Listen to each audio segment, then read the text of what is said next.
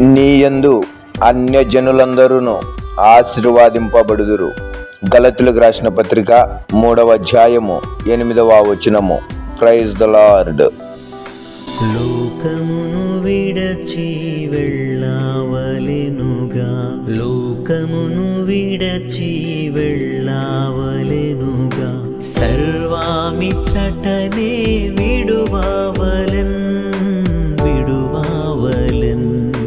లోకమును విడచి వెళ్ళవలెనుగా, లోకమును విడచి వెళ్ళవలెనుగా.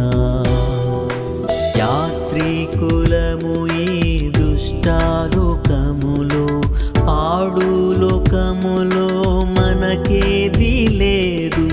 యాత్రికులము ఈ దుష్టాలోకములో, పాడు లోకములో మనకేది లేదు.